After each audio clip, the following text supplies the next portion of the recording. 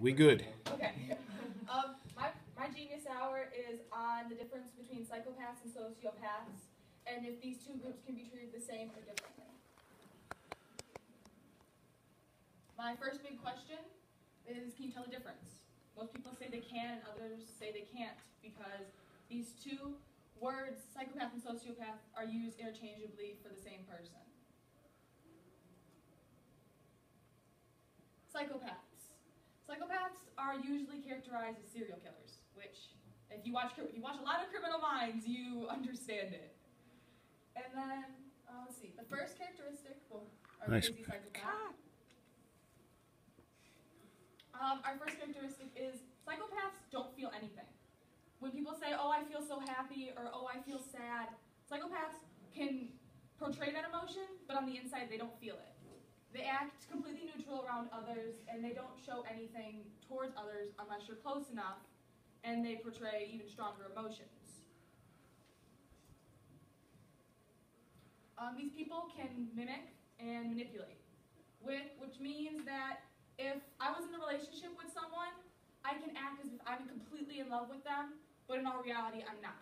I'm either using them as so I look normal around others, or so I can seem as if I'm a trustworthy person, because most psychopaths are known as trustworthy people.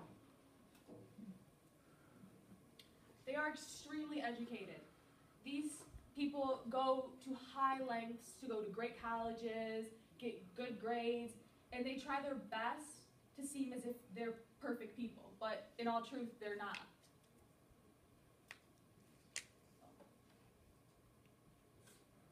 Did I already have that one? Oh. Well, most people don't notice, and if they do notice, they'll act as if it's just some unusual thing that's going on around them, like they've gone through a bad day or something's gone wrong. They won't really take notice to it as something bigger. These people are created by nature, meaning that they are born this way. They can't change who they are no matter how often they try. One of the worst parts of it is that there's a chemical imbalance in their brain which causes this to happen.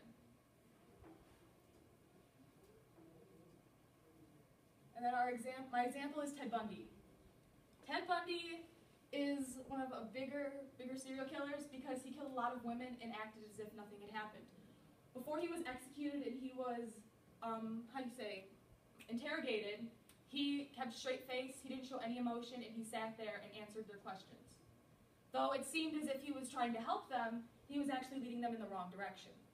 When he was finally executed by electroshock, he left a note on his bed saying that he had took the police the wrong way, and he left a note showing where all the real bodies were. Sociopaths. Sociopaths are not the same as a psychopath. Though they do seem that way, they truly aren't. Then our beautiful sociopath. Sociopaths, they're mostly nervous, agitated, but it's not to where like they get anxiety every once in a while. They usually are scared of something, they're usually shaky, or they can't handle something a lot. They usually will be one of those people who you see like not knowing what to do, will be in like low-paying jobs, who kind of are hidden a bit because they stay in the background. They don't really stand out to others. They do form attachments. Unlike psychopaths, psychopaths can't form attachment to anyone. Though they can portray an attachment, psychopaths can't do that. Can't get an actual attachment. Like, for a sociopath, you can have an attachment. Like, I can have an attachment to my pretend boyfriend who's standing next to me. I can have an attachment to him. Like, I won't let anything happen to him, anything bad. But if someone else came in, I would act as if I liked them. But I don't because I have an attachment to to my boyfriend. They have no regard for society. They don't care what the rules are, they'll break them no matter what, even if it's against the law and they could be tried for however many years. They will do it on impulse and they won't care. What creates a sociopath?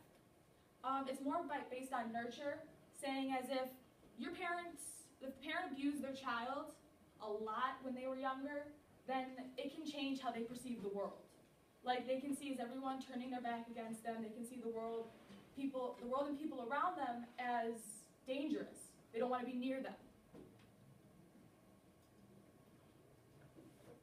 My example is Countess Bathory, I had to say that, but she had a large land with her husband. Her husband did not know anything about what she was doing, but she killed thousands of girls to try and keep her youth. It started when she first had a girl help her brush her hair, and the girl had cut herself. She immediately had the impulse to use the girl's blood to make herself stay beautiful. She believed this helped her, which it didn't. She ended up dying at a very old age to keep her youth. They're shared traits. They are categorized under the same thing as antisocial personality disorders. Most people think, oh, it's just people who don't want to talk to others, but it's a lot stronger than that. An antisocial person is someone who wants to stay away from everything, usually is closed off and doesn't talk to anyone. These key traits help establish that they are almost the same, but in true reality, they're completely different. It has been proven that just because you're a sociopath, you can have strong pathological tendencies, meaning that if you're high-level, dangerous, risky person, you can become a psychopath over the years. But this has barely been seen in some cases, but there are chances where a sociopath or a psychopath cannot harm others and will rather help them find other people who are doing bad things. My next big question is treatment. Can these two groups be treated the same, or must they be treated differently? Though many people believe that you can just put them in therapy, give them the same medication. You might have to up the dose, down the dose, whatever you have to do, but they can be treated the same. It's very incorrect.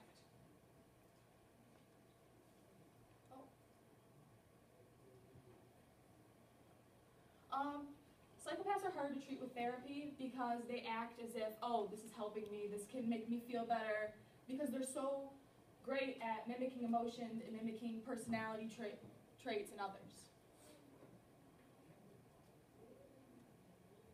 Sociopaths, though, will only join if they're forced.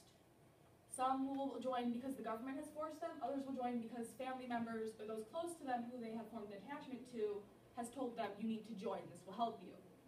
Though many sociopaths have not been helped using therapy, they have neither been helped using medication as well. There aren't many psychopaths and sociopaths who are looking for help because they feel as if this is how I'm supposed to be. This is how I was raised, this is how I was born. I don't want to change this because it's rejecting who I am. This information causes my question to go unanswered. Though it did cause my question to be a little bit more clarified, I cannot find the exact reason if they can share treatment or if they cannot. Though most of my information does lead to that they can't, but at the same time they can be, depending on how great of a risk a sociopath or a psychopath is. And that's my presentation.